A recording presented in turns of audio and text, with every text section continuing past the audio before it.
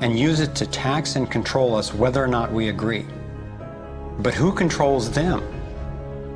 At the next level are the corporations. Many would say that it is now corporations and not nation states that rule the world. They call it a corporatocracy. To acquire the world's resources and control the markets, this corporatocracy must have access to cheap money. The big corporations get their loans at special rates from the big banks, which means that those who control the major banks, the moneyed elite, ultimately control the corporations. As I've followed the money, I've learned that almost everything I once believed about money is simply not true. It's interesting how few questions we actually ask about very everyday things, like when we go into a bank and we ask for a loan of, say, $50,000, £50,000, what actually happens? You see, most people live their lives based on a kind of vague image of what happens. What actually happens is you ask for £50,000, they type into your account £50,000. That's all they do. They don't mint any coins, they don't print any money, they don't move any precious metal anywhere. They just put £50,000 into your account on a computer screen. From that moment, you start paying interest on money that has never, does not, and will never exist. It turns out that banks actually have about 9 times as much money loaned out as they have on reserve in their vaults. This is possible because of what's referred to as fractional reserve lending. The way it works is that the Federal Reserve, or the central bank in any country, is legally allowed to determine the amount a bank must have on reserve. In the US, it's currently around 10%. So if you deposit $10,000 into the bank sets aside 10%, or $1,000, and then loans out the rest of your money. The way it works is, say another person comes into the bank and asks for a car loan of $9,000. At this moment, the bank loans out the $9,000 from your original deposit. It isn't there anymore. The borrower then pays the person selling the car, and they go deposit the money into another bank, which is part of the same central banking system. This $9,000 is treated as a new deposit, and the process continues.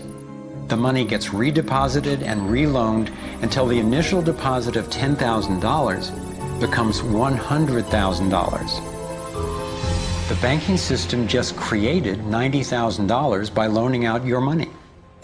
Apparently it began with the goldsmiths in the 17th century when people were trading in gold. Gold was heavy to carry around, so people stored the actual metal in vaults and traded receipts instead. Those receipts were the first paper money. Since only a few people would withdraw their gold at any given time, the vault owners, basically the new bankers, began creating receipts for more metals than they actually held. They loaned out those receipts and charged interest on money, gold, that they didn't really have. That's how our so-called fractional reserve system was born. In this system, the bankers get to make up money out of nothing, while the rest of us have to work hard to earn it. It has created a modern form of serfdom where the mass of society is now working to pay off their debt to the banks.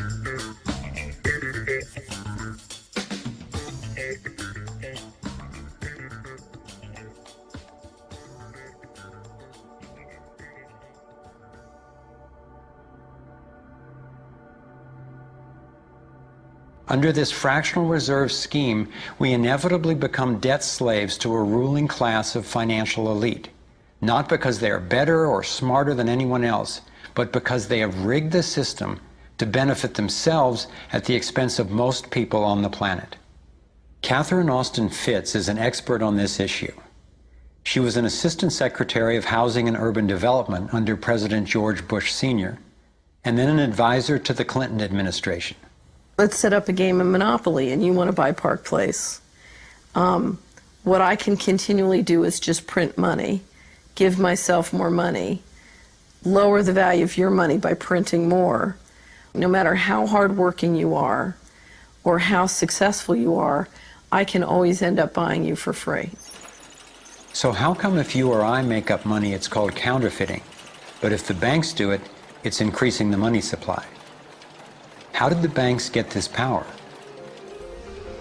This is Jekyll Island, where in 1910, representatives from the Rockefellers, Rothschilds, Morgans, and other private bankers gathered secretly to draft the legislation that would create the Federal Reserve. Ed Griffin literally wrote the book on what happened at Jekyll Island. Central banks are banking cartels which have gone into partnership with the respective governments in the countries where they operate. And they've been given monopolistic power over the creation of the nation's money supply. That's what the politicians handed to them as a gift, you might say, for the partnership. Now, in return, what did the bankers do for the politicians? They promised to create money out of nothing, now that they've got this legal power to do it anytime the government needs it. And since 2008, we've witnessed the greatest fake money printing run in recorded history. This financial sleight of hand disguises the costs, hides who's to blame, and leaves us as debt slaves working to pay off the bill. I found it revealing that in the same year the Federal Reserve was founded, 1913, the Internal Revenue Service was also established.